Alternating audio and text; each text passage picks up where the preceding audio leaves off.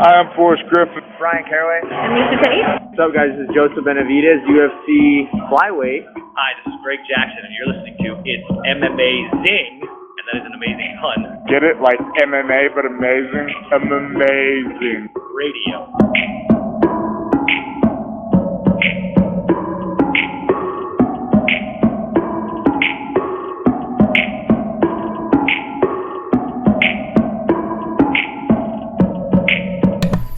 Welcome to It's MMAzing Radio.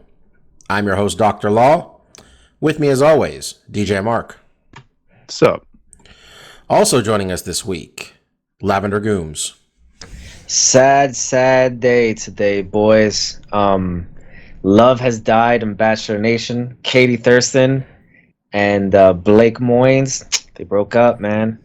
Who would have saw that coming? You know, TV folks, personalities not making love work on national TV. Guys, we have a pre-show meeting just to go over what we're going to talk about. And you want to know how often Mike tells me the stupid shit he's going to open the show with? Never. You want to know I'd why? be surprised. Because I'd say, Mike, don't say that shit. Right? As people more successful than me have always said, ask for forgiveness, not permission. You don't ask for forgiveness either, you bitch. That's a good point. An even wiser man said, "Don't ask for anything. Yeah, Make your own break." recognize that this Another wise man once said, "These nuts." Fair enough. Mike All right. talking to the sages of the streets over here. Exactly. So, folks, I was telling Mark earlier today this. I'm excited to talk about some real fights here, man. We got a big card this weekend. UFC 267, headlined by whoever wrote my man's name, spelled Blachowicz wrong. Blachowicz wrong. Oh, yeah, on Best Fight Odds. We headlined by Jan Blachowicz, taking on Glover Teixeira. Co-main event. We're gonna get ourselves an interim UFC bantamweight champion. What are you laughing at, Mike? I just saw how they spelled it. Yeah, Blachowicz? That's not his name. It's like a fucking German sausage. Yeah, exactly. Going on here. As I mentioned, co-main event, Peter Yan taking on Corey Sandhagen, interim bantamweight championship. Our champion, Aljamain Sterling, got himself a bad neck, and, well, those are hard to fix. So hopefully he's back in the early part of 2022. Other big fights we have on here, Islam Makhachev taking on Dan Hooker. Dan Hooker's a crazy person taking this fight. All right? On 2 weeks notice, 3 weeks notice? A crazy person. And he wants 5 rounds, too. Yeah, I don't know if Islam agreed to that. We got to do that or not. Mike's hoping it's Diaz. not. Mike's hoping it's not. He's not getting 5 rounds. Yeah. There seems to be a lot of Russians and Eastern European people on this card. What's going on with this card? Well, it seems like the time they're putting the fight on, Mike, they're trying to cater to their fans over there. They want to put on. Where is this fight at? This is in Abu Dhabi? Yeah, it's Abu Dhabi. It's 11 a.m. Pacific time in Abu Dhabi. Main card. I got it right off the money. Actually, I was realized they can have as many 5-round fights as they want. Mike will be awake. No problem. Middle of the day card. We got some big meaty men slapping meat. Alexander Volkov, Marcin Tybura. We got to wedge that into the conversation, that line. We got the return of Khamzat Chimaev, returning from a very rough case of COVID, where he kind of announced his retirement, but then the warlord who runs his fight team unannounced his retirement. So we're assuming he's okay. Okay? Yeah, he's fine. And we got the return of Magomed Ankalaev, who spent 2020 beating up Jan Kutalaba, scheduled for 3 fights, beat his ass twice, something in the middle got canceled. He's taken on Volkan Ozdemir, where he's still here, man. Volkan Ozdemir. Got a couple quick knockouts about 4 years ago, and we wonder every time, is Volkan that good? Yeah, this fight's got bangers even on the preliminaries, man. We got Amanda Hebus fighting. We got Tai Tuivasa and Walt Harris. I don't think that's actually happening. I think that's just on Best Fight Odds as it was gonna happen. Tai Tuivasa, that one? I don't think that's actually happening. There's not enough odds for that to be real. So I think that might have. Did it already happen? Or is it gonna happen? I don't know. I don't think so. All right, whatever. But yeah, after a month of the UFC shoveling shit in front of us, real good cards. Real good card on paper. And thankfully, it is, if you have ESPN Plus, there's no charge. This is just on ESPN Plus. So that's really cool. Don't worry, they're going to get their pound of flesh next week with UFC 268. But UFC 267, free with the ESPN Plus subscription. Before we talk about that, though, we got to talk about something else. Marcus, the saga of Borrachinha, Paulo Costa. My man showed up for a 185-pound fight, weighing 211 pounds on Monday. And he's like, you know what? Oh, not Monday, because we would have talked about it Tuesday. He said, you know what, guys? I'm not making 185. I can make 195. And they're like, well, let's ask the angriest man ever, Marvin Vettori, if he still wants to fight you. And Marvin, probably while rage eating pasta or something, growled yes. And they're like, okay, no problem. And then I think it was Thursday where Paulo was like, yeah, I'm not making 195 either. We're doing 205. And then Marvin's like, fucking fine. Is he going to be there? Fine, he's there.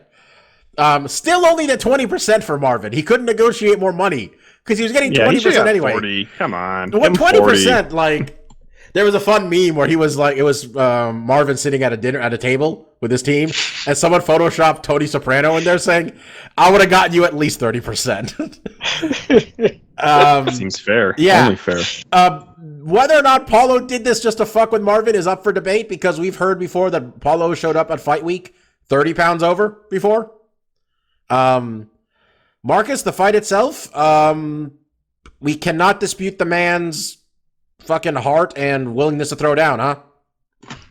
Yeah, which was kind of surprising. I mean, anytime you have a fighter missing weight by this much, it usually means that, somewhere along the line, the plan got screwed up. Wait, apologies. He didn't miss weight at all. He had to cut 6 pounds. Oh, he absolutely missed weight. They changed the fight. His contract was for 185. They made a new contract. That amended contract was for 205. So he went. Yeah, it was a new contract with 20% less money. But sorry, go ahead, man. Yeah, but I mean, it's not. I mean, even when you're talking about, he's weighing 211, a week of the fight, that's a lot of weight to lose. But it's not unheard of. We've heard stories about guys dropping 30 pounds, which is extremely difficult, probably really unhealthy for their overall health. But we've seen people cut. But it definitely seemed like Paulo knew he wasn't going to be able to cut the weight, wasn't willing to cut the weight, whatever the issues were. It would make one, in our position or someone that's a fight fan that's, anticipating the fight, watching how the fight's developing, during fight week to make you think like, oh, Paulo maybe didn't put in a full camp. 211 is kind of like walking around weight for this guy. So it's like, did he put the miles, running and getting the cardio and putting the rounds in sparring? How is he actually going to look on fight day at 205? It's a lot of concern. And it's also concerning even for Marvin, a guy that was obviously on track to make 185 on Friday. And now, he's not even making the catch weight of 195. He's making 205, which when you look at the weight classes outside of going to light heavyweight to heavyweight, this is the biggest gap. This is 20 pounds. Most of the divisions are 10 pounds difference. After you get after 55, it becomes 15-pound differences. And then, 185 to 205 is 20 pounds. It's one of the biggest weight differences you have in the different divisions. So, how's Marvin going to look putting on this extra weight, when he's expecting to cut and then rehydrate and now he doesn't have to. So there's a lot of questions surrounding, how these guys are going to perform. And we gave our breakdown last week. Me and Bobby thought, if this fight goes into the distance, Marvin's definitely going to have the advantage. Paulo he just fights hard. He puts a lot of energy. He goes full blast. He doesn't really pace himself. But we have seen him in fights where he's done that. And even though he seems extremely gassed, is still able to put on the pressure. When you look at the Romero fight, he was able to go 3 really hard rounds with Romero. And even though he looked really fatigued, he was able to push. And that's what we saw in this fight. This is his first fight going the full 5 rounds, and he pushed hard in every round. He really threw a lot of strikes, full power, especially the body kicks. He was really letting those rip really hard, and that had to take a lot out of the gas tank for him. And you even noticed in between like rounds 3 and 4, the kicks weren't coming back as much. He was using his hands a lot more because I think the fatigue was setting in. And then the 5th round, he went back to it. But overall, Paulo's been making this claim that, he's deserving of more money. And while missing weight kind of spits in the face of that, him just as a fighter is someone that you want to watch. He definitely made a case for himself, even in losing in this fight, because he put on a great fight. This was a fantastic fight. This was a grinding fight. You know, Marvin was really pushed. Paulo really threw a lot at him, hurt him multiple times in the fight. One of the head kicks, I think in the second round, it's crazy Marvin didn't collapse. The work to the body that was absurd. phenomenal. That looked like, it was like he got hit in the head with a baseball bat. It was that stiff of a kick. That was nuts. Yeah. And overall, you know, it was a really, like we were talking about last week, you know, this had the makings to be a really compelling, fun, exciting matchup. And even though there was a lot of controversial, or, you know, around the weight and all this bullshit about 195 to ultimately 205 and all the stuff surrounding it, at the end of the day, we still got a fantastic fight. And Marvin was able to weather these storms. He was able to win rounds. Even the round where he got cracked in the head, you know, he was still outlanding. You know, he was still able to take the fight down a couple times. He looked pretty good himself. So this was a really, you know, even though there was a lot of malarkey surrounding this fight, a lot of bullshit with the weight and what's going to happen. Is this fight even going to happen or not? At the end of the day, we still got treated to a really fun fight. So I'm still pretty pleased. Paulo Costa is now a light heavyweight fighter, according to Dana White. Yeah, I guess that move's official. He has done the Kelvin Gastelum, and they can't trust him. The ability to do that, I think, in your first fight, missing weight ever. I'm trying to check that right now. Yes, yeah, first time this way. I don't think anyone's ever. I don't think this has ever happened to, where the promotion's like, oh yeah, you can't do 185 anymore. But also, I don't know. Nothing springs to mind where any weight cut miss was this egregious too. Well, 20 pounds is insane. Nick did ask like a month ago to have his fight. Nick Diaz did move to 185. Remember? That is But true. apparently that was done well in advance. It just didn't become public at first. You muted, Mike. You had some good points. I could see. I can see Yeah, you but saying them, and apparently- I couldn't hear them. Give me your thoughts. Yeah, Mike, go ahead. It was just reiterating what you guys said, but that was a month out. That wasn't the Monday of the fight. Well, we found out. Of the fight. We found out like a week or so before the fight. Yeah, but like, yeah, we didn't know. But apparently it was Robbie knew. Apparently too. It wasn't. That's a good point. That's a good. I guess I would say the Diaz's are a special case. You know, they are not the rule. They are the exception. They are the ones that get 5 rounds for non-title fights. You know what, Mike? I was thinking about this today. I don't know if he's big enough, but he's not a small man, Paulo Costa. He's 6 foot tall, 205 pounds. Now, light heavyweight for him is not the worst idea, because the way he lost to the champion, how many people would Paulo Costa have to beat to get another shot at Israel Adesanya?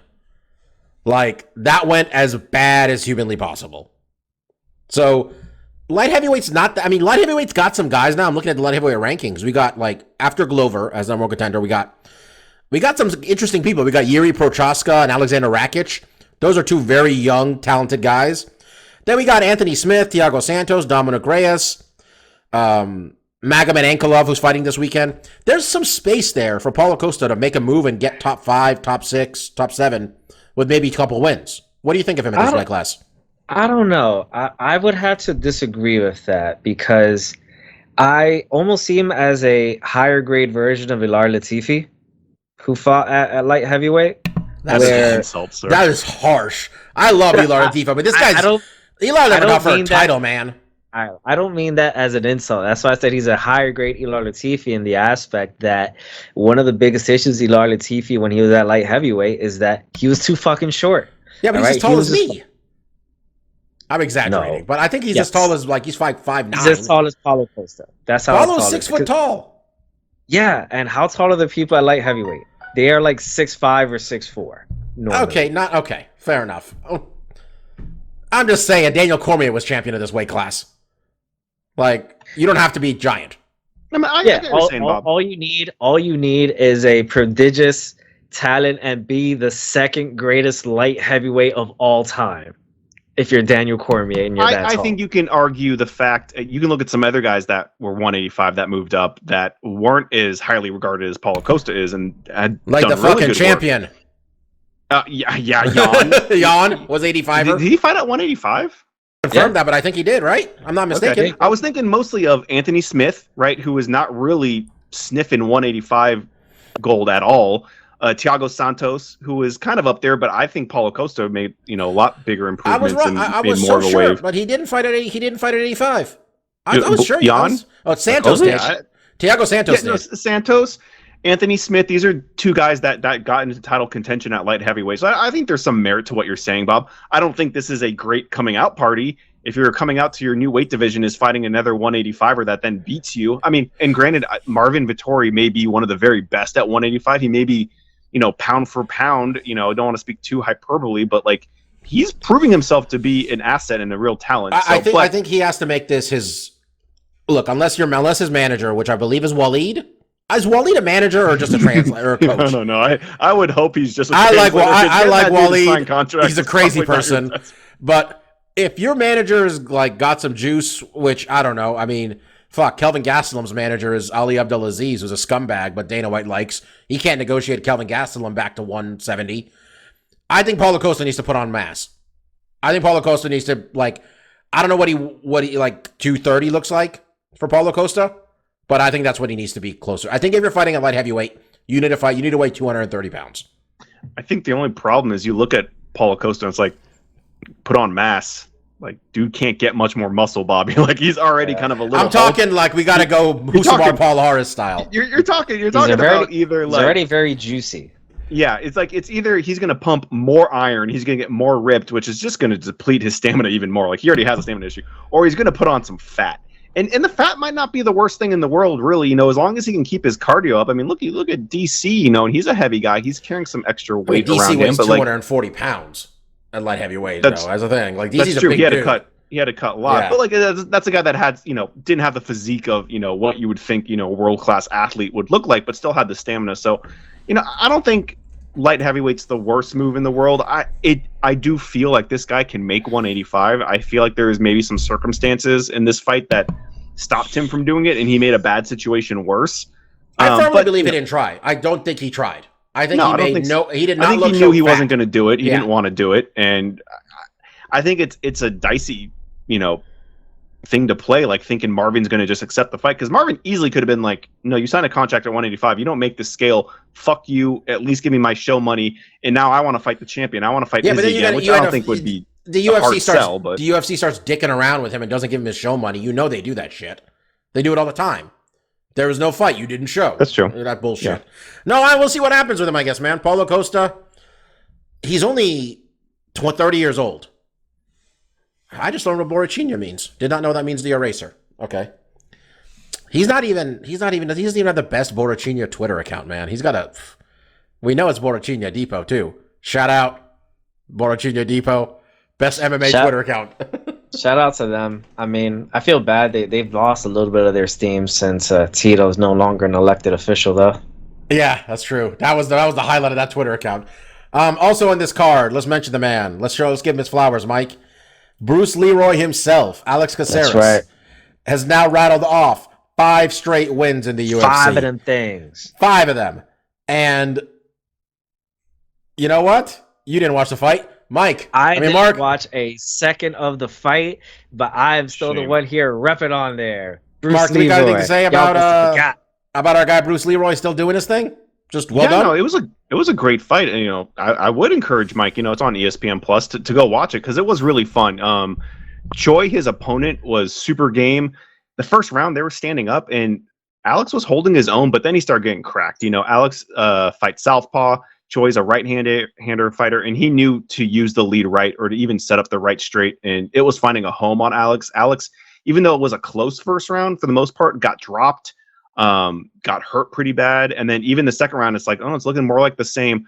But once he was able to initiate a clinch, and Choi got a little over aggressive, threw the right straight.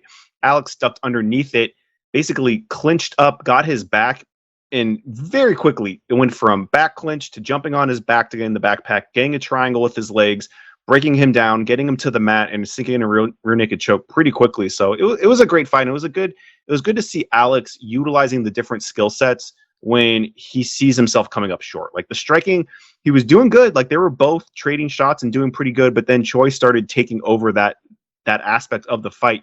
Alex needed to switch gears, and he did, and finished the fight very quickly. So hats off to him. And you look at that record, and it's like, man, that's not a great record. I mean, you look at the record, and then you think like, oh, he's on a 5-fight winning streak. So at one point, he was like 14-12. There's not a lot of male fighters that can be split and still be in the UFC. I think Alex is a special case because, one, I think he's just fun to watch.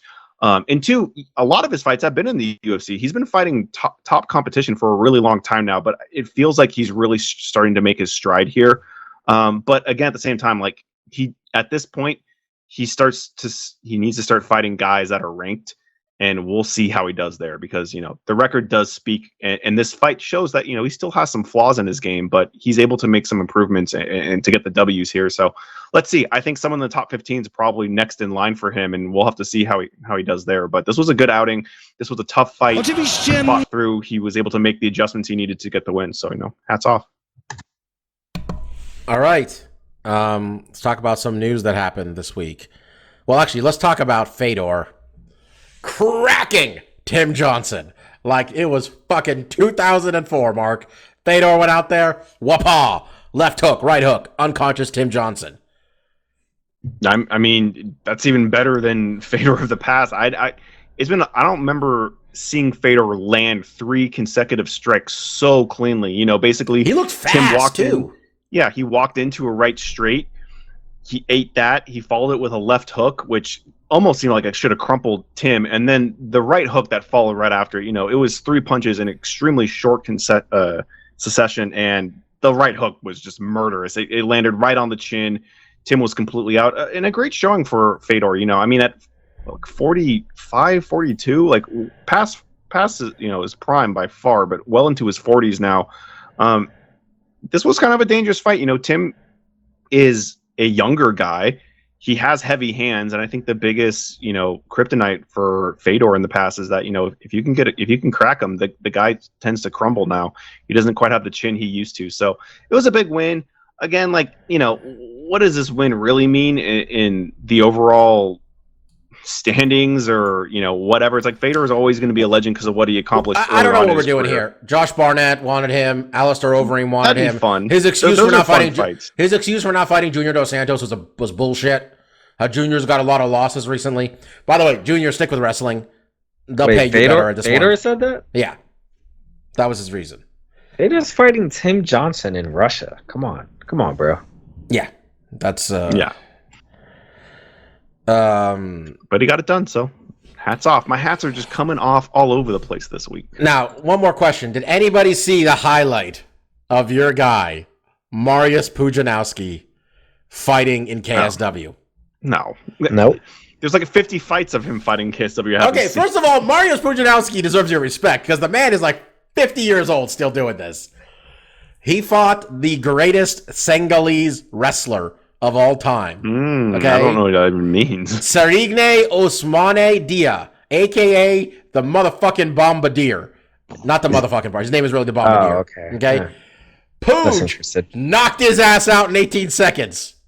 There was 600 pounds of man in that cage between these two men. Okay? You just said he is the greatest Senegalese wrestler, not the greatest Senegalese boxer. Yeah. So I'm not that 18 impressed. seconds, unconscious. Woo! It was rough.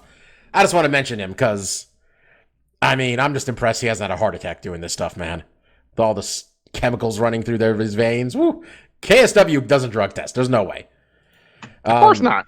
Of course not. It's like his home. KSW is like a legitimate MMA organization. Like in terms of Europe, like it had some legitimate talent come through there, but they've also had this. So and I think they do the night fights where they have dudes in full armor beating up each other. Is that them too? God, they'll do anything. That was them. I'm pretty sure Jan was their champion, if I'm not mistaken. Yeah, he was the KSW lightweight champion before he came over.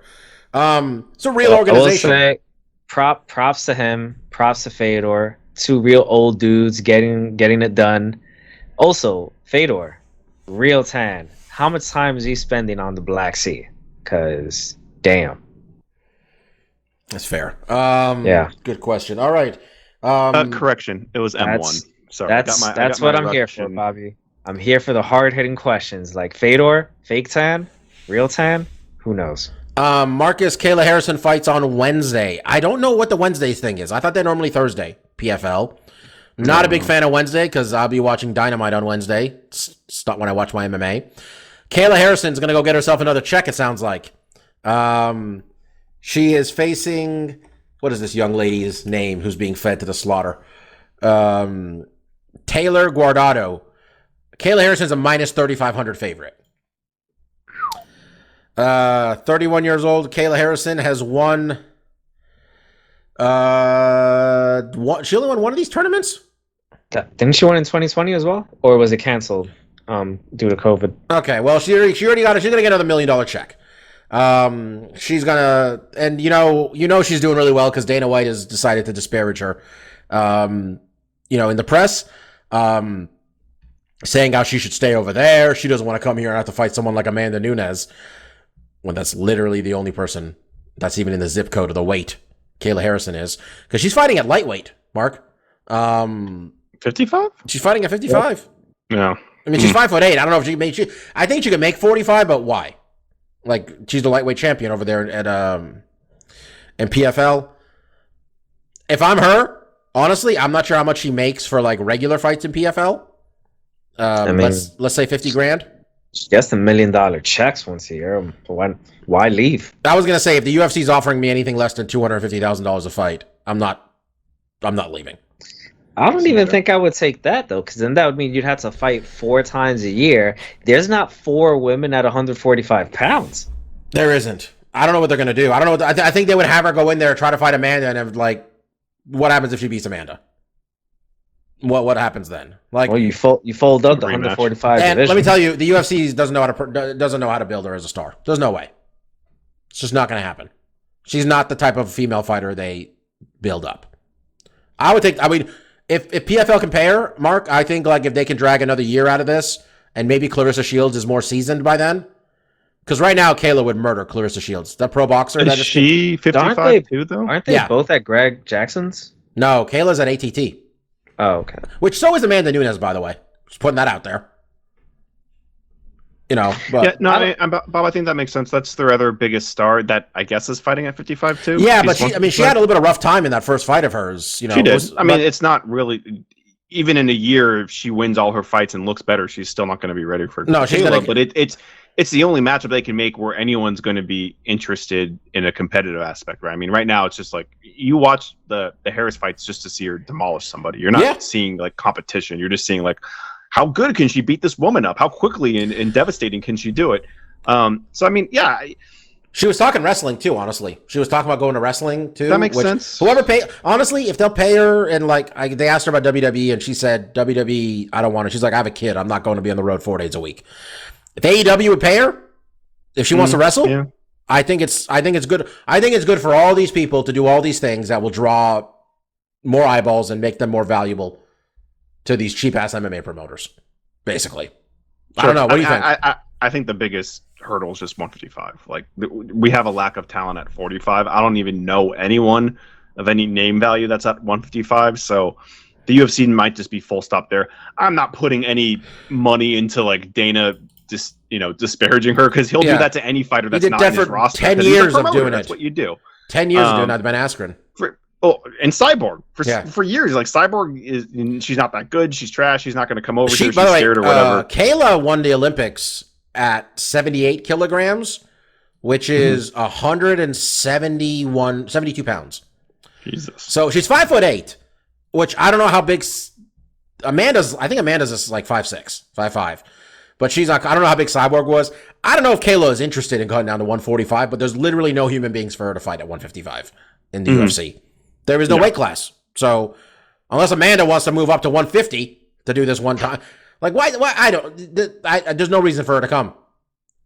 I wouldn't even entertain an offer. It'd be tough. Yeah. Like I said, if PFL is doing these $1 million tournaments, you can just keep doing that, or go into other avenues. Like maybe pro wrestling will be a better avenue for her star power and earning power. So she'll have to make the decisions for herself that seem right. But so far, PFL's been a win-win for her. She's getting exposure. She's getting her name out there. She gets to, do her 30-second promo after talking about taking down. Who's you going to take down? I can't remember who she talked. She's like, "Oh, I take that guy down too." Oh, she could whoop Izzy's ass, I think is what she said. And I was I would like to see that. It's a great avenue for her to slowly become a star. But you have limited exposure on PFL too. So yeah, absolutely. I like what PFL is doing though. Just gonna put it out there. I like their tournament structure. I don't like their stupid contender series idea. Do you keep doing tournaments? I like when people have a different niche, because I can already watch the UFC. I don't need to watch a lesser version of the UFC product. Doesn't do anything for me at that point. Mike, Nate Diaz, final fight on his contract is coming up. Interesting. They were talking about Vicente Luque. I guess they haven't gotten that done or didn't happen. We have Nate now saying he's willing to fight Tony Ferguson too. Dana White said we're working on a fight for Nate, and Tony wasn't really somebody that had in mind. Realistically, I'm assuming they think they can get him to stay or re-sign him or something. But if they're working under the assumption this might be his last UFC fight, they need to give him to somebody who benefits off of the Nate Diaz rub, right? You're assuming that's one way to assume this would go. I'm almost thinking they're looking for someone that they think can beat Nate Diaz. Like, wow. They did that in his last fight. And then somehow Nate Diaz lost the fight and came out a bigger star, and nobody gave Leon Edwards any credit for beating him. You gotta do it you gotta give him somebody like Jorge, where someone is gonna throw down like Vicente Luque was a good choice, I thought, honestly, because Vicente's young and he fights exciting. I think for Nate Diaz's last fight, potentially with the UFC, I think you give him someone like Jorge, or someone that they can main event that particular card with just Nate Diaz. I don't think you can do that with Luque or with the other one. I can't remember. Tony Ferguson. I don't think they're going to serve. I don't think they're going to do Tony Ferguson, because I think Tony Ferguson's 37 years old, and the UFC doesn't view him as somebody they can make money off of. I'm trying to think who they could send out there, Mark. To be honest, I don't know what weight class Nate's even thinking of these days. I'm going to guess like someone at lightweight or light heavy. I think Mike was on potentially a right path. If they're seriously worried about losing Nate because they don't want to pay him what he's going to think he's worth, you might go out for one of the big ones. Why not have him fight Jorge again, or fight Connor again? Get that big nut, get that last big paycheck if you think this is really going to be the last one. Because, for years it's like, oh yeah, they'll have Connor and Nate 3. That's guaranteed to happen at some point. Oh yeah, him and Jorge will fight again. But it's like, if this is his last fight, and dude might just roll up and bounce and fight Jake Paul or do whatever else he wants. If they're seriously concerned, it's like maybe it's time to make that big money fight and put a wrap on his UFC career if they're that concerned about it. Otherwise, like what you guys are saying, having him fight some young up-and-comer to potentially build a star off that could work. And I think you're right. That's kind of what they were angling for with Leon Edwards. But like you also described, that can backfire, right? It doesn't take a lot for Nate to do a little bit in the last round and say, fuck this fight, I won that fight. You look at this guy flopping around the last round. You tell me he won the fight and he's almost dead? Come on. So it's tough. Nobody here believes that we're not going to see Nate Diaz fight anybody again after this, right? Because, this is fight sports, and Nate Diaz is one of the biggest names. Someone's going to back up the truck with money, right? Like, someone will pay Nate Diaz to fight. He'll sit out just as easily. Could you imagine how much Bellator would pay Nate Diaz to go fight? There's that, too. Bellator would back it up, and Bellator's like, you want to fight in San Jose 3 times a year? I was come on. I was thinking about this yesterday. When I was walking around my neighborhood, and for some reason this popped into my head, and I thought this, and then I agreed with myself as I thought it. If Nate Diaz never won another fight, I would still be right there to watch every Nate Diaz fight, and I think that is the exact same attitude anyone has with Nate Diaz that's a fan of his. Yeah, I have some other friends who have explained it to you, just like it's not about whether they win or lose, and him and his brother, and they're both great fighters, and they've won far more than they've lost, but it's about how they did it. It's about their mentality and things going in there. Bellator, honestly, Scott Coker knows how to promote a Diaz brother, and if you tell me MVP is fighting Nate Diaz. Shit, right? I just don't know if they have the revenue streams that Nate's going to be interested in. When you're talking about getting percentages of pay-per-views like that, now we're talking $1 bucks. And it's like, yeah, Bellator might be able to give you like 500 if for show, 500 you win. That's how they did. That's how they did Strikeforce. Was like, yo, you're getting big show money, you're getting big win money, but like we're not selling There's no pay-per-views over pay-per-view, here, it's dude. true. Like I you're mean- gonna get this money, and that's what you're gonna get. But when it's like pay-per-view buys, it's like, okay, now I can actually put my fucking star power to use. I can make money off being so famous and getting people interested in my fight. But it's like, yeah, if he goes to Bellator, it's like they don't really do. I mean, they do pay-per-views, but I mean, they haven't done a pay-per-view, and I know they're Showtime now. That's it, Mark. They're not going to do anything else. I mean, but Showtime can do pay-per-views. I don't think. Because I mean, do you think they're going to do that? Boxing stuff. If Nick comes to town and they sign a contract with him, he's probably going to want a pay-per-view, and he's probably going to want percentage, right? I can't imagine he's going to want to just have show money and fight. I mean, money. I bet they could sell, honestly, with his name alone, they could sell a pay-per-view. People know who he Could is. they break a mill? They don't need to break a mill. He doesn't give a fuck. Give me $5 for every pay-per-view. Give me $10 for every pay-per-view you sell. $5 for every so he gets a pay-per-view bigger you cut. Yeah, maybe. I mean, I'm just in my head. I mean, I know I've shit on MVP a lot, but in terms of spectacle, you give me MVP versus Nate Diaz, shit. I mean, it's also the thing is like he'll need to have a dance partner that someone gives a shit about, and it's like I think Bobby MVP is probably your best bet because I mean, you film in there with a Lima, and he doesn't give a. Nate doesn't want to be the champion of that. Nate decided he's the champion of all this shit. No, I know that, but it's like, who do you put against him that's going to get people actually interested besides Fedor. the hardcore Nate? And like MVP, I think Fedor. that's your best bet. Fedor. Okay. Bobby, you win. Him and Fedor. They're going to do a bunch of open weight shit in Russia. This is what's going to happen. We got to see where this goes, man. It's hard to say. I'm buying 5 pay-per-views. They do Nate Diaz and Fedor Emelianenko. I wonder if this gets them, honestly, I wonder if it gets them back on CBS. If they do this. Yeah, I don't know. That'd be interesting. But it's interesting. It's going to be interesting to see who they match him up with. It's going to be interesting to see how he performs. I mean, PFL's not going to be able to do it, right? PFL is going to have to pay him enough to he could wipe his ass with their $1 million check. Well, right? Yeah, he's going to be like, I got to win a whole fucking tournament to get $1 million. I'm going to fight one fight, maybe get injured or have to take a break and not be able to make the rest of the tournament. Like, then he gets to buy for 3 fights? rounds and fights the final or some shit. You can't. Yeah, I don't know. So that's going to be really intriguing to see how those negotiations play out because, like I said earlier too, like Nate sat out for a year waiting for a right fight. Yeah. Like this is not a dude that's just going to take whatever to keep the ball flowing, to keep the money coming in. He will sit his ass out and make you respect him. Do you know what's interesting about Nate? I don't get the impression that he's somebody who's just pissing away his money either. Because I don't think they. He doesn't seem like he lives. They live pretty large, but not that large. I don't even think they live that large. I think honestly, I bet Nate has like a $3,000 bicycle or some shit like that, or like he has shit like that. He has like, I bet Nate's house is paid for. I bet Nate's got a fucking car. I know Nate's a dad now. They said. I think someone mentioned that. I think they mentioned that before his last fight, or before that, they said Nate's got a kid now. They're very private people, these Diaz brothers, by the way, which respect.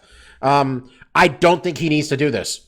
Remember before you fought Conor, he said he's going to buy a boat. He's going to have a boat when he beat Conor the first time.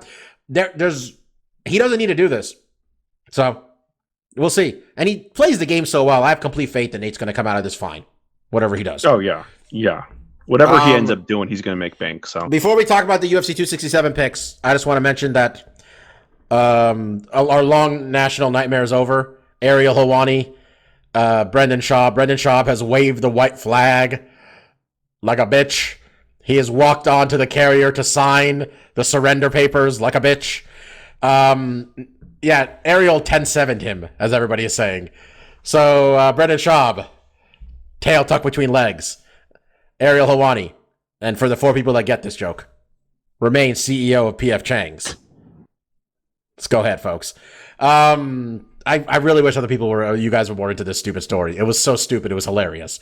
The story where it's ultimately Brendan Shaw gets beat by a better man is one I've seen him play throughout his career, so it's not like this is new territory for him. He got his ass beat in MMA, and then when he tries to go into commentary, he fights the big dog and he gets chewed out. So lesson learned once again for Brendan Shaw. And then one last piece of news. Looks like we're going to have Israel Adesanya and Robert Whittaker fighting in either Seattle or Canada.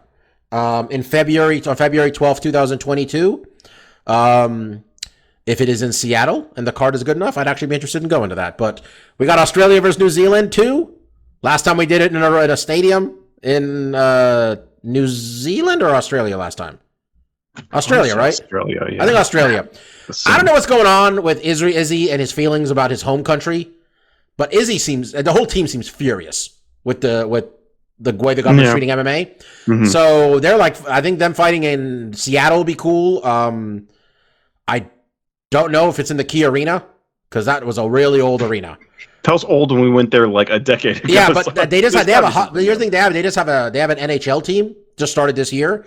Okay. I don't know where they play. Maybe they built whatever that hockey arena is. That'd be kind of cool. And then, but Canada, man. I mean, if they could be the first card in Canada post pandemic. Shit. Yeah, there hasn't been a card at all up there. Yeah, put that in Vancouver. I mean, if they're talking about Seattle, I'm going to guess Vancouver, maybe. That's what I was thinking. So close. Vancouver has fucked it up. They fucked it up with Vancouver a few times too. A couple bad cards. So that's a big fight. But anyway, let's talk about this pay-per-view. We're going to try to keep our picks fast and to the point. Sorry, my dog just went underneath me. Jan Blachowicz, the light heavyweight champion of the world, reigning and defended his title one time. He's on a 5-fight winning streak. 3 finishes in that. He got himself a split win over Jacare. Fucking how split? And then his last fight over Izzy really showed something there. I think I talked about it last week, where how impressed I was with him showing up where the lights were brightest for him. His is his second time fighting in Abu Dhabi. He took the vacant title when he knocked out Dominic Reyes in Abu Dhabi last September. Glover Teixeira, the ageless wonder, coming off of 5 straight wins, 4 of those being finishes, 3 of those being chokes. His last win, a choke of Thiago Santos. Before that, he beat Anthony Smith's front teeth out of his mouth. Glover really turned it around in recent years. He talked about how he didn't want to say the word alcoholic, but he was drinking a lot and he was not training as hard as he should have. 41 years old though, man, getting a second crack at that title. Betting odds for this one. We got Glover as a plus 240 underdog to Jan's minus 310 favorite status. Mike, new champ or no? No, there's not going to be a new champ. I think in normal times, or maybe even a month or two ago, I probably would have gone with the emotional pick and picked Glover, just because I really would like to see him cap out the twilight of his career as UFC champion. But I have recently lost first place in our rankings, so I had to make smarter picks. You know, you would still be in first place if you had the good sense to change your pick when the Paulo Costa nonsense was happening all week. You had all week. I thought about it, but I thought, you know what? This man is going to go in there juicy as hell, like not having cut any weight. I thought this was going to be a for sure win. That was idiotic of me. But in this case, I think that the fairy tale run Glover's on ends on Saturday. I'm going to pick Blachowicz also. Have Jan taken this again. Taking this and retaining the title. I would not even be a little sad. I'd actually be pretty happy if Glover won. I think it'd be a really nice story for Glover after all of his years and how long it took him to get to the UFC and the ass kicking John Jones dished out on him. For him I really have a soft spot for these old fighters, man. And if he gets a champion, he gets a title, it means he gets one more big payday after this. It'd be really nice. But Jan's clicking, man. Jan's on all levels. He's come into his own as a champion. I think he's defending this successfully. Mark, what do you think? Yeah, it's a clean sweep. I too it would be quite a story. I was even thinking, like, would he be the oldest light heavyweight champion? But I think Couture was like 43 or something when he got it off Chuck. So like even then, Randy was 45 years old for about 15 years. It felt like Randy he might have been. Yeah, I mean, Glover's on a run. I mean, like you, Bobby, like I'm not going to be like insanely shocked. We come back here next week and it's like, yeah, I can't believe Glover cracked him and then on the ground was able to get a choke off of. Like, he has a skill set that's literally the scenario in my head, Mark. Yeah, it's like he cracks him, choke, that's it. Like that's it for me too. Like I don't really see Glover being able to take him down necessarily. I do see his avenue to victory being submissions, and I feel like the best way he's going to get that is like if Jan gets cracked and his capacity is not really there and he's able to sneak something in really quick. Outside of that, Jan has been kind of firing on all cylinders. And not to be super critical, but like at the same time, if Glover, and I don't want to be mean to the guy, but like if Glover's your champion, it's like, man, this division has just taken such a tumble. Like this, we had a bunch of 185ers running around like top shit, and now it's like this is what we call a transitional champion if he does win it, because we got the young guys coming.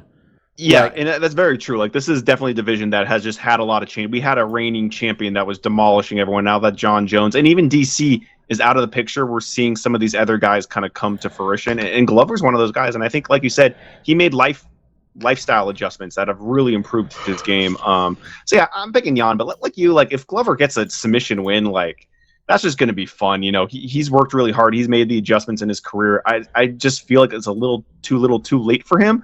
But definitely rooting for that. Glover's also a big man. It's gonna be a very big change from his last fight for Jan, because Glover is true. Glover's a solid 205 pounder. Mm-hmm. Honestly, I'm here for this. I want Yuri Prochaska to fight Jan. That's would be fun. That is the fight. Dude's fun. That is my dude. That is the fight for me, man. They gotta do that in Europe. If they could do that in Poland, because Yuri's from I think he's from Czech Republic. I think something like that. Really close. Yeah. And Jan getting to fight in his home country as champion, I think that'd be really cool. Mm-hmm.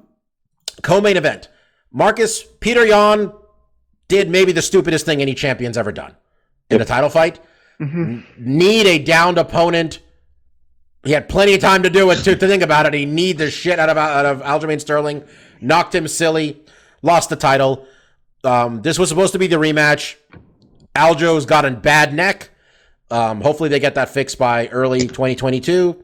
So this is an interim title fight. I guess they wanted TJ Dillashaw. It made the most sense, but TJ got hurt, or is hurt. So instead, Corey Sandhagen, who lost a razor-thin decision to TJ Dillashaw back in July. Personally, I thought Corey won, but it was kind of hard to call that a robbery, to be honest. It was just a close fight. Betting odds for this one, does anybody else have it in front of them?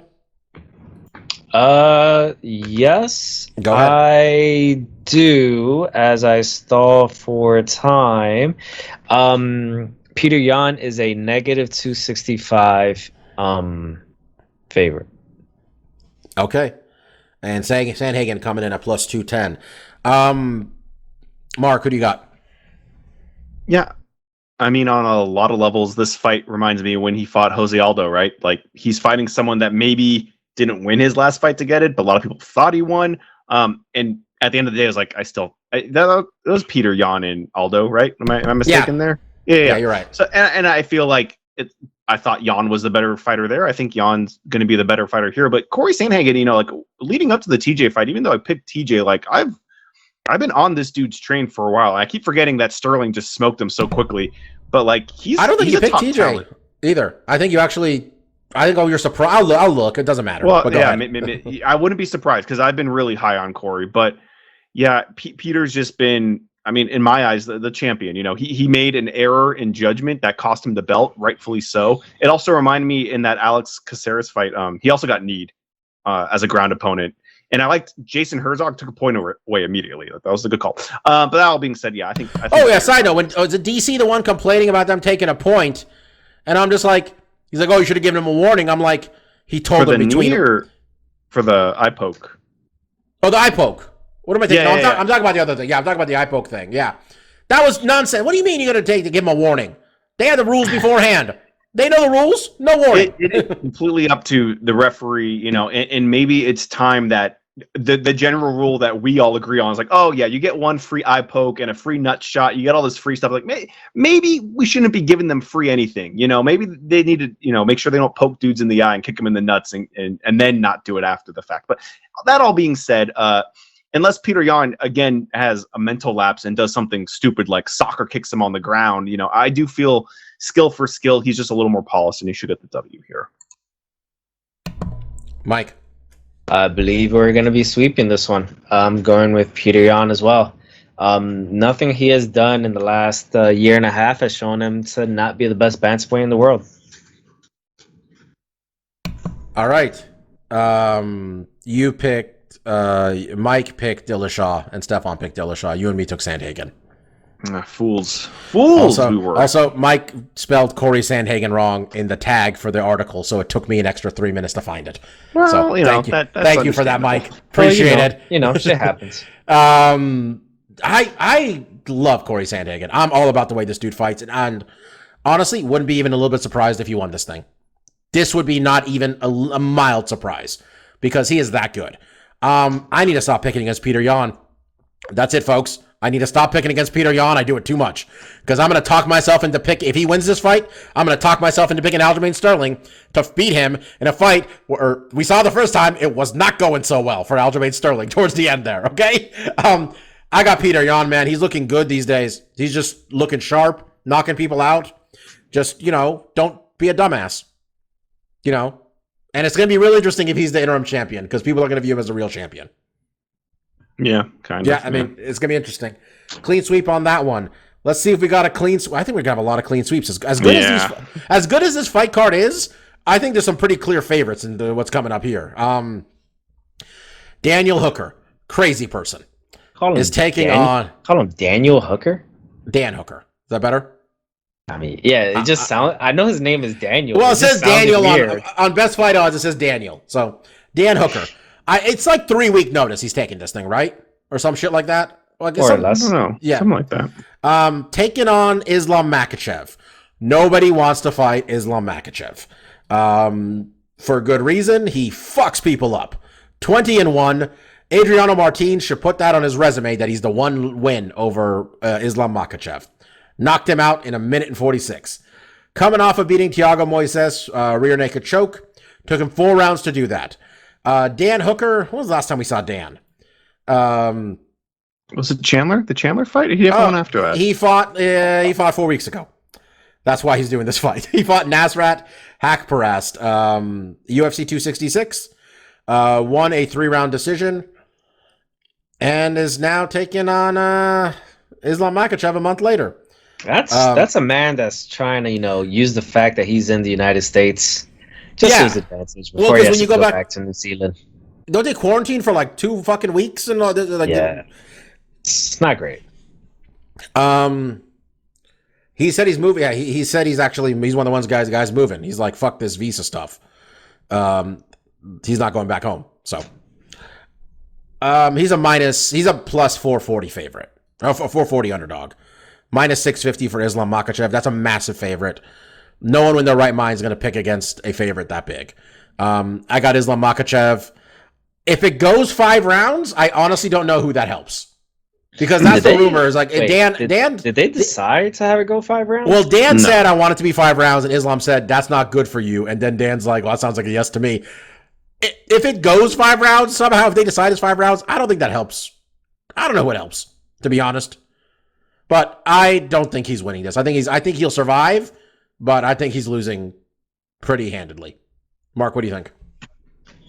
Same. Islam's wrestling's so fun to watch. I'm mostly just excited to see how the fight actually unfolds. Dan Hooker's a good step up for Islam because I don't think he's fought anyone quite with like the cachet and the experience that Dan has against like top flight competition. I'm still expecting him to... This is easily the best opponent he's fought. Right. And I think the stand-up will be interesting. Dan is a really tall guy, but I don't think he's flawless in the stand-up. I think he does make some rudimentary mistakes that Islam's going to be able to capitalize. He's going to be able to negate the distance and, start wrestling. And then it'll be interesting to see how Dan does there. Is he going to be able... It's very difficult to fight someone like Islam and not get exhausted just getting, building yourself. I mean, he does just what Habib does. He'll let you build yourself up to the base to try to stand up. You'll stand up and like, okay, he's got back clinch on me, but I'm standing up at least, and he'll just drag your ass back down, and you rinse, repeat that 5 times in a round. It wears on guys. So it's going to be, I'm just really excited just to see him back in there. And this is a good this is a good opponent for him. So once he beats Dan Hooker, if he can get past him, I think there's a lot of interesting matchups. And I think the title, is fairly close. I think there's still some big names he needs to prove himself against, but Dan Hooker has shown to be kind of a title contender maker, right? You beat Dan Hooker, you're kind of in title contention. That's exactly what happened with Chandler. I love lightweight. Unless your name is Conor McGregor or something like that, you got to win So many fights to get a title shot at lightweight. So many goddamn fights. Mike, clean sweep? We're sweeping it. We're sweeping it. Islam Makhachev. Next on the card, Alexander Volkov, the 6'7" Russian heavyweight coming into the UFC. Loss against Cyril Gane his last fight. Before that, he beat Alistair Overeem like he owed him money. Do you remember that one? Alistair was bleeding all over the place. I think that was Alistair's last UFC fight. I think. Taking on Marcin Tybura, who was a lot more fun when they called him Al Capone, to be honest. Marcin's coming off, is on a 5-fight win streak, beat up Walt Harris in June, beat up Greg Hardy last December. Good for him. Yeah, God bless him. Has had some losses in the UFC. He's been in here a while, though, man. He's got loss over Tim Johnson, Fabricio Verdum, Derek Lewis, Shamil Abdurakhimov, and Augusto Sakai. Seems to have taken a turn recently. 35 years old. Training at Syndicate MMA is what people are saying, which is the one in Vegas with Robert Follis and what's her name's fighting there. Roxy fights there. Misha fights there. That team over there. Betting odds for this one. Marcin is a plus 225 underdog to Volkov's minus 290 favorite. I'm going to take the tall guy. I got Volkov, despite Marcin's 5-fight win streak. I think Volkov is very good. I think he's a very good fighter. I'm not sure he's going to be champion or anything, but I think he's had an absurd number of fights, too, for someone as young as him. He's 32 years old, had 42 fights. I got Alexander Volkov. Mike, what about you? Volkov has great stand-up. I think better than Tybura's, so I'm going with Volkov. Marcus. Well, this is the only fight I differ on, just to make it interesting. Because like you, I think Alexander's the favorite. Obviously, Marcin's Kazmat. hot though, buddy. Marcin's hot. I'm going to take Marcin just to mix it up. This is see, Mike. You might learn this later on. Sometimes when you become champion, you got to take these calculated risks. You got to separate yourself from the pack. Now, this could screw me and we're tied again, or it could put me another. I can't wait till Mike gets third place. You say that, or it could be I knew that you were going to go for Tybura. So I'm like, yo, I'm going to go for Volkov. Oh, man, nobody knew I was going for Tybura. This is I think of the underdogs to pick on this one. I'm going to go with him. Playing the odds. Whenever we pick all the same fights, we're never right. There's always one we get wrong. There's going to be one in here that's going to be wrong, and I'm putting my money it's going to be this one. But yeah, I think Alexander is a little more technical on the feet. Is going to have an advantage there. I feel like he's a favorite for a reason. But I think Marcin can get it done. You know, like you said, he's on a bit of a hot run. He has a couple finishes here, so let's see what he can do. So I'll mix it up here. All right, we got Li Jinglang. The number 11 ranked welterweight, coming off of how the fuck did he beat Ponzinibbio? When did that happen? When Ponzinibbio came back, we're all excited, and he beat the shit out of him. Okay, taking on Khamzat Chimaev, the man that we were all hyped up on last year. 9-0, just fucking people up. All right. Last person he beat up was Gerald Meerschaert. Meerschaert is a real good fighter. Beat his ass in 17 seconds. He is 9-0 with 9 finishes. All right? He's got 3 UFC fights, and he's got this much hype. Submission win, Darce choke, performance of the night. TKO, punches, performance of the night. Aforementioned KO over Meerschaert, performance of the night. COVID beat this man's ass. Chimaev got really rough COVID, and it sounded like he tried to retire. And then the Chechen warlord, Ramzan Kadyrov, I hate talking about this guy, unretired him. Said he talked him out of retirement. So, okay. I guess if I gave a man a Mercedes-Benz one time, I guess I would hold some sway over him also. Also, if I had an army and a lot of guns, probably holds a lot of sway as well. The betting odds don't care about how bad this man's COVID was, because he is a minus, where is this at? 450 favorite. It's a lot. Yeah, what am I gonna say, man? I think he's gonna win. Mark, what do you think?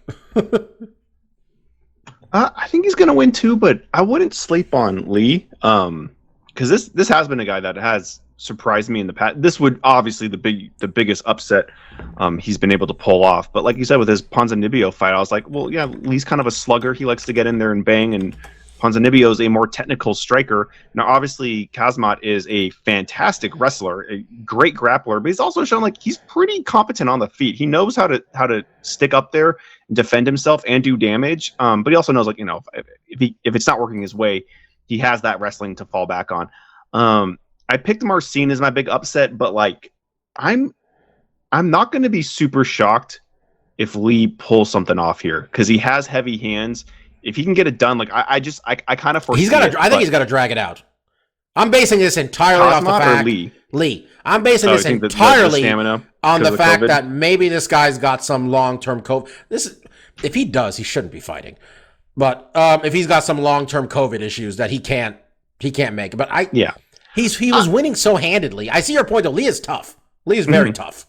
Yeah, I'm picking Kazmat. I just see in my mind's eye when I picture like something weird happening, I could see Lee pulling. Like I said, of one of these main card fights, we're gonna get one wrong, and I don't think any of us are gonna pick against Kazmat. He just looked too good. It's too big of a risk. But I'm not going to be I'm not going to be shocked. We come back next week. It's like, man, Lee did it. He fucking hit him with that punch we didn't see coming. He maybe underestimated him, whatever the case may be. I'm calling it now. I'm not picking him, but I'm calling for a potential upset alert here. Put some money, put a little, $10 on Lee because he might pull it off. But I'm not picking him still. But yeah, I think there could be something here. And Mike. Yeah, until I actually see concrete results that COVID-19 took something from Chimaev, I'm going to assume he's coming back just how he was before, which, if that's the case, it's going to be a long night for Jiang Liang. All right, and finally, we're picking the opener, Magomed Ankalaev, taking Volkan Ozdemir. Betting odds for this one. I accidentally closed best fight odds. Somebody give it to me. Sorry, I was busy looking at the Chechen Republic on Wikipedia. I got it. Minus 340 for Ankalaev, plus 260 for Ozdemir. I was just about to give it to you. Ankalaev is on a 6-fight winning streak. He lost his UFC debut, getting triangle choked by Paul Craig, which, quite frankly, happens to the best of us, seems like. Since then, knockout of Marcin Prachinho.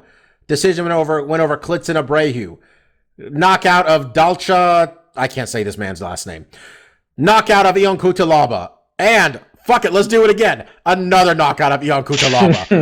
And then after that, Nikita Krylov. Boom, decision win. He's 15-1. He is 29 years old. He is from Dagestan. He's got 15 wins, 9 by knockout, 6 by decision. Volkan Ozdemir. Man, this guy showed up to the UFC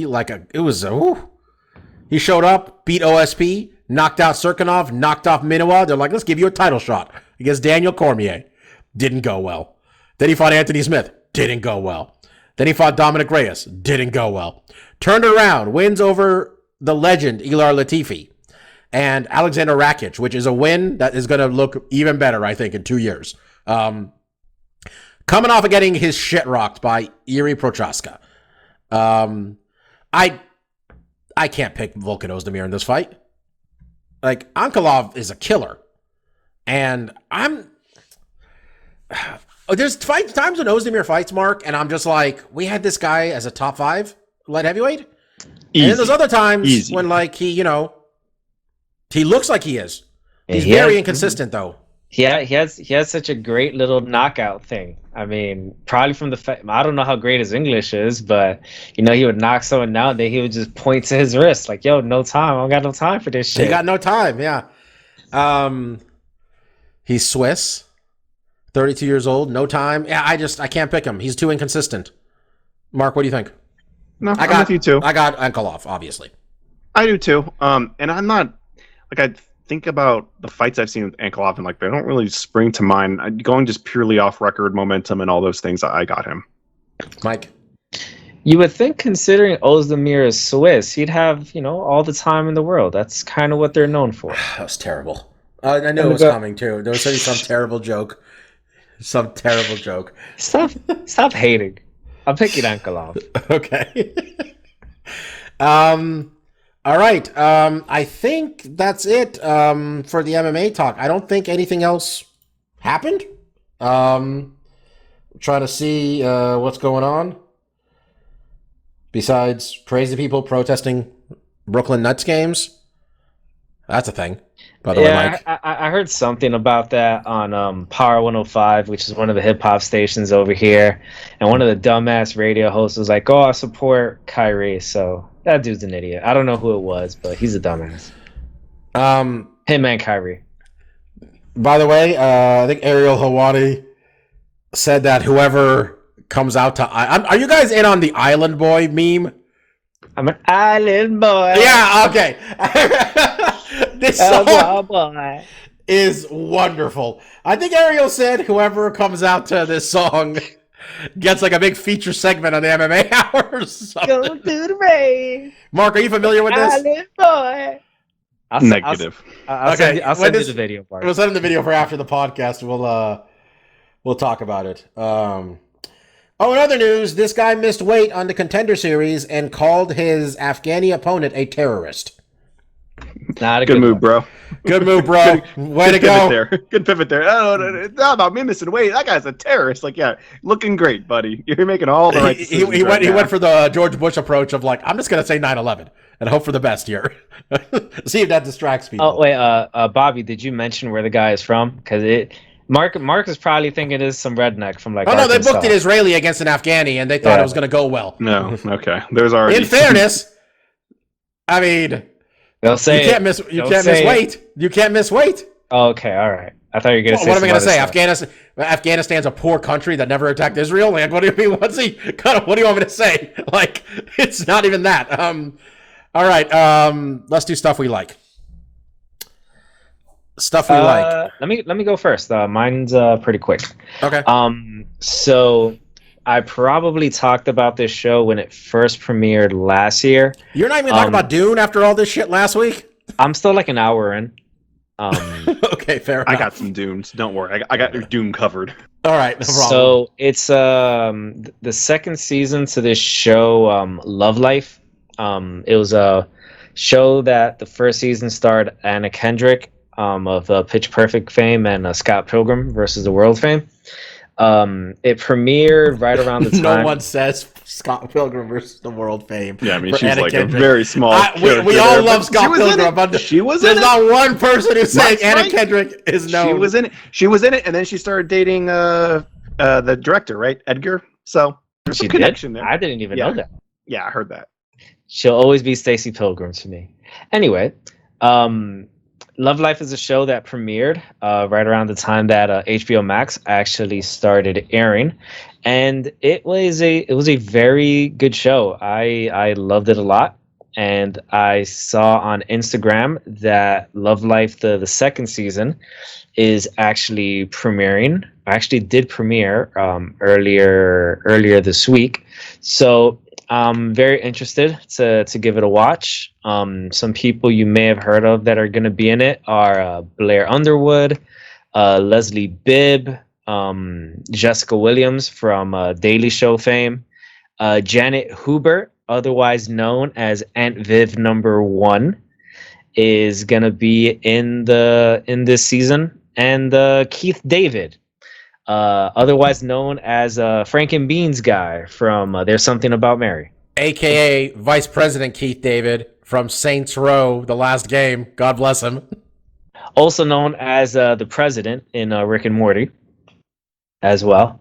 And also known as Goliath from Gargoyle. He's been in a lot of shit. Yeah, Keith David gets around. Yeah, you've heard that voice before. But yeah. If you guys haven't watched the first season... He does UFC narration also, I just remembered. Oh, wow. There's that. He does do that. As well. Yeah. Oh, shit. So if you haven't watched it yet, I would highly recommend watching Love Life, the first season. And I guess I'll come back in probably about 2-3 months to let you know how the second season went. Alrighty. We'll end with Dune because I think that's probably gonna be the biggest thing. Even though I think Mark saw the full thing. Actually, I guess I haven't seen any all of the it. Dunes, Bobby. All the Dunes. You watched the original too? I watched the OG one too. We'll get. What's it on? It's all on HBO, baby. They got you covered. All right. Let's see. Wrestle Talk. I really liked. Did you watch Bryan Danielson and old man Dustin Rhodes? Yeah. It was a good match. That was very good for a 50-year-old man against a nearly 40-year-old man. I like that there was a lot of there's been a lot of different strategies in each of Bryan Danielson's matches at AEW, where I think you've said it a few times, where he has basically just tried to show just how complete a wrestler he is as soon as he came to AEW. And one thing that was really cool about this match was I think it was Dustin. He was basically just working on Danielson's legs. Like that was the gimmick for him during the fight to try to get rid of some of the quickness that Danielson has. And they made it really work, like a really big dude and a small guy in this match. He got him with a guillotine or something like that. What was it? He got him with some sort of choke. He passed out in the choke. Correct. I can't remember what choke it was. Did you catch Lance Archer almost breaking his neck? Marcus, this dude Lance Archer is like 6'7", I think. He's a big dude, Lance Archer. He went for a moonsault off the top, landed on top of his head. Somehow didn't break his neck. Hayabusa got it, kind of. Yeah, he thankfully survived, and he's okay. He walked off on his own power. I'm not sure he was supposed to lose that match, to be honest, Mike. But Eddie Kingston, they got him in the ring, and they pinned him. You could tell Eddie kept looking back in the ring afterwards to be like, is this guy okay? Like, is he all right? I think the tournament is going to end. This is my pick. It's going to be Bryan versus Mox in the finals with... I'm trying to think who's going to be the first contender for Hangman, because I think Hangman's going to become champion. I think Mox turning heel is coming, personally. If he turns heel, he's going to need a different entrance song. He can't be a heel coming into Wild Thing. That's a fair point. That's a fair assessment. I don't know. I'm really digging this tournament. I like this TBS Championship tournament thing going also. I'm entertained. Oh, Mike? If I just may make one observation, the two major wrestling promotions in very quick succession, both of them are having tournaments, men's and women's, right? The King of the Ring and the Queen of the Ring just happened with the WWE. And now we've got these two tournaments in AEW happening. And I couldn't help but notice the stark contrast and how much they're building up to these tournaments as opposed to the King of the Ring and the Queen of the Ring, especially the Queen of the Ring. Just another AEW's hitting on all cylinders every week. This is what I'm with AEW, man. It's not a perfect promotion by any means. It's just the better promotion. That's it. They put on the better product. It's not that complicated. The show's better. I am entertained by this feud between Britt Baker and Ty Conti that apparently is based entirely on who has a nicer ass. Ty Conti. Well, thank you, Mike. Well, it's not even nicer. It says Ty Conti said Britt Baker said all Ty Conti knows how to do is show her ass. And then Ty Conti said Britt has no ass. Okay. That's the feud. Apparently so far. Spoken like a true Brazilian, that's Ty Conti. I can't believe they couldn't do anything with her in WWE. It's amazing to me that they could do nothing with her.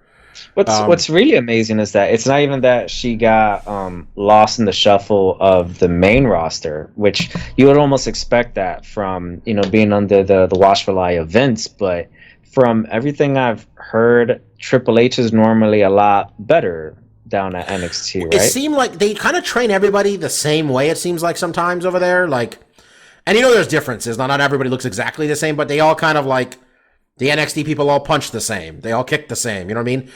And she looked like she sucked in NXT. She looked very not good.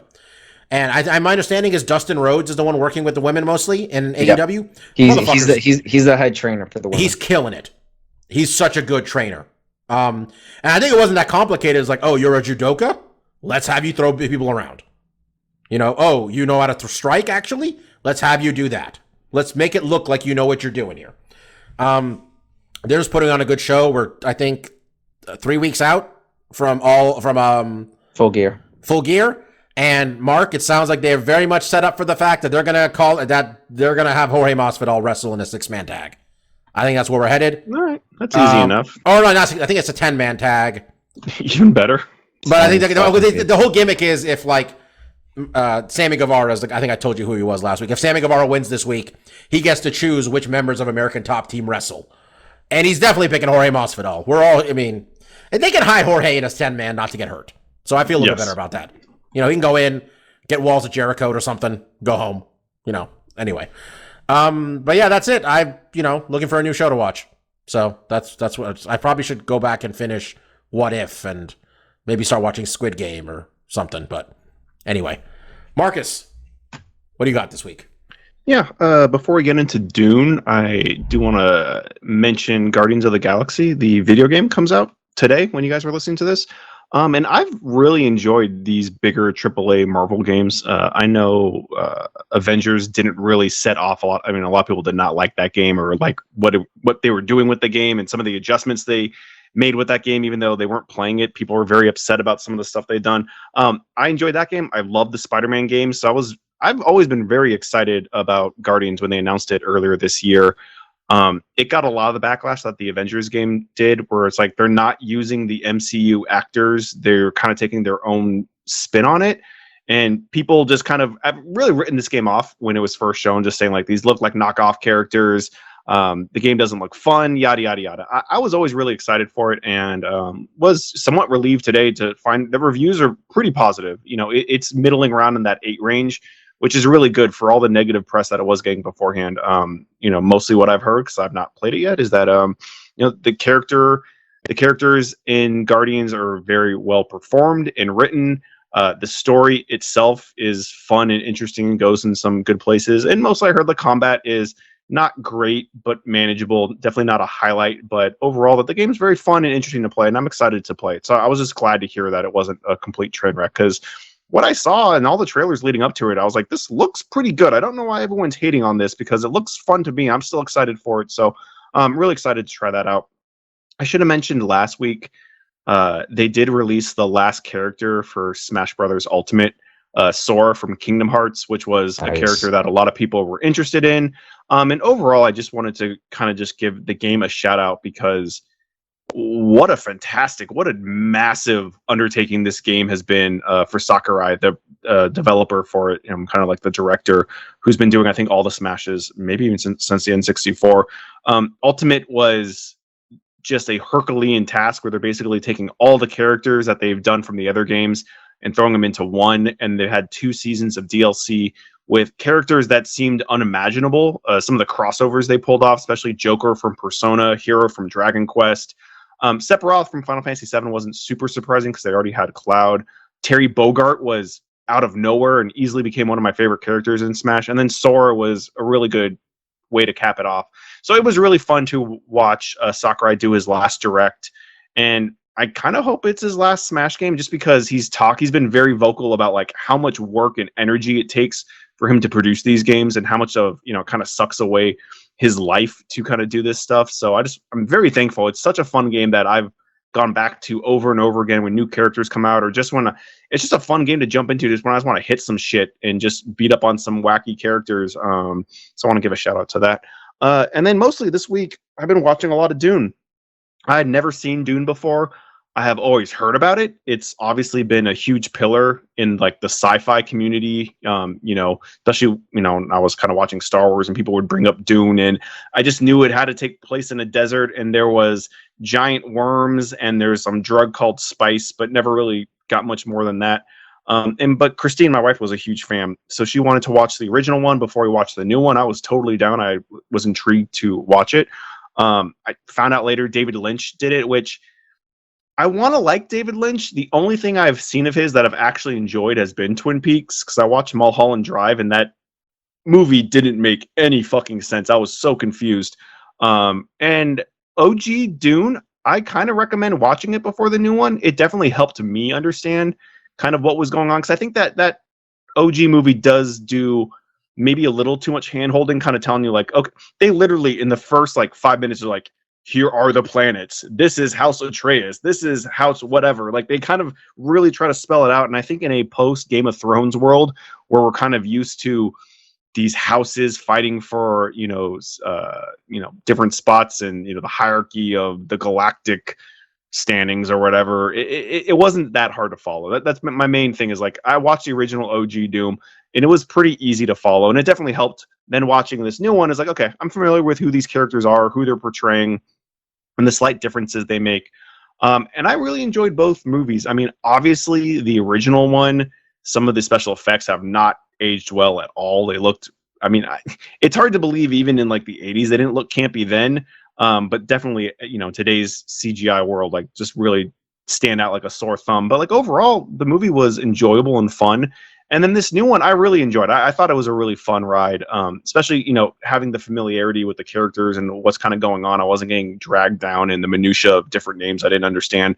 And that maybe could be something difficult for people jumping into this new one, but I definitely recommend it. I had a good time watching it. It is a part 1 of 2, so there's going to be a second movie. And yeah, it was good performances. Obviously, the effects were a lot better than the original one, without saying. But I enjoyed my time. They're both kind of long movies, but they held my attention. How was Timothy Chalamet, the main dude? Chalamet. People for the new like one, this kid. He was good. People seem to like this kid. Yeah, I don't know what else he's been in because his face looks familiar. I don't know if he was in It or something. I can't because Didn't he get nominated for something, Mike? Am I imagining this? Timothy Chalamet. You said his last name in like 6 different ways. Well, pick the correct one and tell me if he ever was he won nominated for something. I probably would have said it each way you said it as well. I have no idea how to pronounce his last name. I've heard the name often enough, but I have no idea. No claim to fame. We don't know. Like I definitely, his face is like I've seen him in something. But he was in Lady Bird. Did you see Lady Bird? Oh, I didn't see Lady Bird. I heard that was really good though. No, he did. I think the cast. Is that about LBJ's old lady? No, it's about a woman in Sacramento. That's all I knew. Is it takes place. That's why I don't know. I thought you saw that. Maybe I just assumed you saw it, but I guess he was in Homeland also. Don't remember that. Anyway, okay, sure. Yeah, I mean that all being said, it has a very varied cast. Jason, was it? I always want to say Mimosa, but I know that's not it. I know that's the Momoa, because I know I'm just getting my orange juice and my booze mixed up with him. But he was good. Batista, he doesn't have a huge role, but he did. I think a lot of people do a good job. It's always it's a delight to see Batista in anything, quite frankly. Yeah, I mean, he doesn't have a lot of lines. He's looking grimace, and they definitely slap this dude in the fucking makeup chair again and be like, let's get a bunch of shit all over your I mean, he's just one tone. He doesn't have like the whole Drax thing, but I really enjoyed the film. I had a good time. I definitely, if you're kind of into sci-fi or if you're into Dune, I would definitely, So this is part 1. When's part 2 coming out? No, I have no idea. Probably 2-3 years. I don't know if they were. But the original, at the same time. but this is only half the movie, right? This is only half of what you saw in the first one. Yeah, and watching the original one, like this first movie probably eats up like 60-75% of what the OG one was. So it's like you're kind of getting a lot in this first one. It's kind of most of the movie, and at least from what I remember from the OG one, like the stuff going into the second one it's still interesting and compelling. But I remember the OG movie like definitely did like a time skip. It's like, okay, he goes this place and yada yada yada, a bunch of stuff happens. They can expand upon that in the second film, but yeah, I don't know. I mean, I don't know when the second film's coming out, and then I mean, look, if you're like, oh, I don't want to watch this and then have to wait 2 or 3 years or whatever it may be to watch the second one, you can just wait until part 2 comes out and watch them together. But, I don't think you're going to regret your time watching this first one. It was enjoyable. Shout out to the Pride of Oakland, Zendaya, representing in this movie. Yeah, I mean, don't look for her for a lot of lines in this movie. She's basically a dream for the vast majority of it. She comes in kind of towards the back end, but, also, I think she's going to be more prominent in the second one. Mark, if you're waiting with bated breath for that second movie, they haven't even started filming. Yeah. And from what I read the other day, the director is still writing the script for it. Okay. Yeah. So it's gonna be a hot sec, but again, like this wasn't so good where I'm like, I need that second movie right now. It's like, that was good. That was fun. I'll watch the second one whenever it comes out, but I'm not, waiting on bated breath over here. I can wait the 3, 4, 5 years. Whenever it comes out, I'll check it out. But yeah, enjoyed it. All right, folks, that's it for this week. Next week, we're going to see if we got any new champions, and we got another pay-per-view. I know, we're back-to-back weekends. Back-to-back. They should call this pay-per-view UFC 268 Unnecessary Rematch. We got the rematch between Colby Covington and Kamaru Usman. Covington, I think, won one goddamn fight to get this fight. One goddamn fight to win this fight. Well, how many did Masvidal get for his rematch? He lost one. The same one to the guy. I know, that's what I'm saying. Leon Edwards is never getting a title shot. Never going to happen. No time soon. No rush. He's got to beat Jorge Masvidal and then wait 6 months, I'm sure. Co-main event, the very unnecessary rematch between Rose Namajunas and Zhang Weili. And look, Weili might win, but this is Carlos Esparza's title shot. There's no doubt in my mind about it. I think that's fair. Okay? No doubt in my mind. The reason we're all coming to watch this, well, that's a whole card. Whole card is good, but Justin Gaethje, Michael Chandler. Yes, I just looked at that card again. I was like, oh, I forgot about that fight. That's a fucking fight. You know what, Mark? On the top, baby. We haven't gotten together for a pay-per-view since the pandemic. This one. Okay. This is the one. We're going to do that one. We'll do it. Frankie Edgar, Marlon Vera. Cheeto's a favorite in this, Mark. I think people are calling it a day on old man Frankie Edgar finally after all these years. It's been a rough patch, so we'll see. Yeah, and then I'm not super familiar with this opening fight, so I'm just going to skip it. Ally Quinta Bobby Green, though. That is... There you go. Hey, that's a fun one. Too. Spoiler alert, we're picking Ally Quinta versus Bobby Green. That's happening. All right, I'm down. Edmund Shabazian's back on this one. I feel we haven't heard a lot of this guy recently. That's right. And John Vellante getting another UFC fight at heavyweight coming in here. Sure, why not? You got Sam Alvey running around there. Why not have Vellante stinking it up too? Shane Burgos on the other card. I think top to bottom, this card this weekend might just top to bottom be better. But this one's got some serious shit going on. For sure. Like, best card and the next two best. I mean, they have Gaethje versus Chandler is what I'm saying. That's so good. The winner of that probably gets a title shot against the winner of Oliveira, or not Chandler. Yeah, probably not Chandler. Chandler does. If Gaethje wins, wins for sure. If Gaethje loses, we should just ask Gaethje if he wants to fight Nate Diaz. Like, just give me that. Damn, that's just give me that. Let's not. Fuck those other plans. Fuck those other ones. Let's not get out of this without Gaethje versus Nate Diaz. We made it. We made the right call. Here we go. That is the one. That is the fight. All right. Well, I was Dr. Law. That was DJ Mark, and that other fella was Lavender Gooms. We want to thank you so much for listening to our podcast. Those of you who were sick of us half talking about MMA and not fully committing to it, well, this was the week for you. Back, baby. And those of you who are enjoying our nonsense before, don't worry. The UFC puts on large stretches of terrible stuff. I'm sure there's like podcasts will be back. I'm sure after the pay-per-view next week, there'll be another 3 fucking weeks where we got nothing to talk about. Until then, though, as I mentioned, DJ Mark, Lavender Gooms, I was Dr. Law. Thank you. Peace out. Goodbye. See ya.